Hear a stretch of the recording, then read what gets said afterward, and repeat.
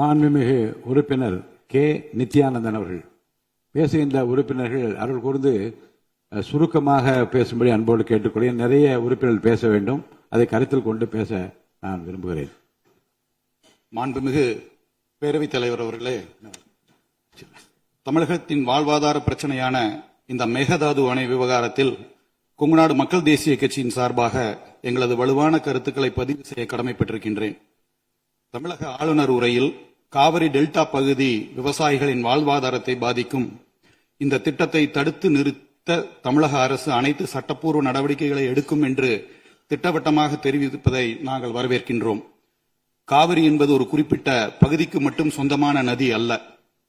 Delta மாவட்டங்களில் முப்போக விவசாயத்திற்கு அது எவ்வளவு முக்கியமோ அதேபோல் சென்னை, திருச்சி, கரூர் உள்ளிட்ட பல மாவட்டங்களின் முக்கிய குடிநீர் ஆதாரமாகவும் நமது கொங்கு மண்டலத்தின் ஈரோடு, கரூர், நாமக்கல், திருப்பூர் உள்ளிட்ட மாவட்டங்களின் விவசாயத்திற்கும் பல லட்சக்கணக்கான மக்களின் குடிநீர் ஆதாரமாக விளங்குவது இந்த காவேரி தாய்தான். 2018 உச்சநீதிமன்ற இறுதி தீர்ப்பின்படி கீழ்மடை மாநிலமான தமிழகத்தின் எழுத்துப்பூர்வ ஒப்புதல் இல்லாமல் கர்நாடகா ஒரு சிறு செங்கலை கூட காவிரியின் குறுக்கே வைக்க முடியாது, வைக்கவும் கூடாது என்பதை இந்த மாமன்றம் வாயிலாக அழுத்தமாக தெரிவித்துக் கொள்கின்றேன். தமிழ்நாட்டில் உள்ள காங்கிரஸ் கட்சி தலைவர்கள் மேகதாதுவை விடவாட்டோம் என்கின்றார்கள், வரவேற்கின்றோம். ஆனால் பக்கத்து மாநிலமான கர்நாடகாவில் உள்ள அதே காங்கிரஸ் கட்சி தலைவர்கள் மேகதாது அணை எங்கள் உரிமை, அதை கட்டியே தீர்வோம் என்கின்றார்கள். பேச்சுவார்த்தை நடத்தலாம் என்று கூறுகின்றார்கள். அந்த மாநிலத்தின் காங்கிரஸ் தலைமை மீது அவ்வளவாக, ஏன்னா பேச்சுவார்த்தை பலமுறை நடந்திருக்கின்றது, அந்த நம்பிக்கை இல்லை. சட்ட ரீதியான போராட்டங்கள் மட்டுமே இதற்கு கை கொடுக்கும். அண்டை மாநில அரசுடன் அரசியல் நட்பு காரணமாக மேகதாது விவகாரத்தில் உச்சநீதிமன்றத்தில் இடைக்கால தடை வாங்குவதிலும் மத்திய அரசுக்கு அழுத்தம் கொடுப்பதிலும் தமிழக அரசு மெத்தன போக்குடன் செயல்படக்கூடாது என்பதை வலியுறுத்துகின்றோம். கூட்டணி தர்மத்தை விட தமிழக உரிமை தர்மமே பெரிது என்பதை இந்த அரசு நிரூபிக்க வேண்டும். தமிழகத்தின் காவிரி உரிமை சும்மா கிடைத்து விடவில்லை.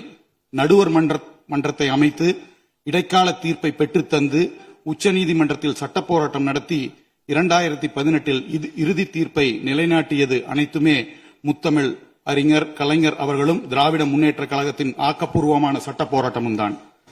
அதேபோல் இந்த உரிமைக்காக உறுதியோடு குரல் கொடுத்த முன்னாள் முதல்வரும் அனைத்து இந்திய அண்ணா திராவிட முன்னேற்ற கழகத்தின் முன்னாள் பொதுச் செயலாளருமான அம்மையார் அவர்களின் பங்களிப்பையும் நாம் மறந்துவிடக்கூடாது. தலைவர் அவர்களே,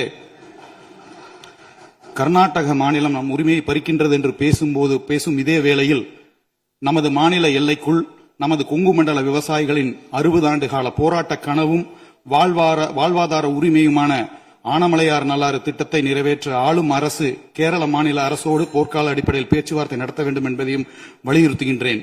காவிரி என்பதின் தமிழகத்தின் சொத்து அல்ல, அது நமது உயிர். எதிர்க்கட்சியாகிய நாங்கள் இந்த விவகாரத்தில் அரசு எடுக்கும் அனைத்து சட்டப்படியான மற்றும் நியாயமான நடவடிக்கைகளுக்கு தோள் கொடுப்போம், ஆதரிப்போம். அதேபோல் பேச்சுவார்த்தை என்று வந்தால் கண்டிப்பாக மறுபரிசீலனை செய்வோம் என்பதை கூறி திட்டவட்டமாக எங்களுடைய ஆதரவினை தெரிவித்து அமர்கிறேன். நன்றி, வணக்கம். மாண்புமிகு உறுப்பினர் முனைவர் MH ஜவஹருல்லா அவர்கள். அவை முன்னவர். மாண்புமிகு பேரவைத் தலைவர் அவர்களே, மாண்பு உறுப்பினர்கள் பேசுகிற போது மெத்தன போக்கோடு செயல்படக்கூடாது என்று குறிப்பிட்டிருக்கிறார். இது அவை குறிப்பிலே நீக்கப்பட வேண்டும் என்பதை தெரிவித்துக் கொள்கிறேன்.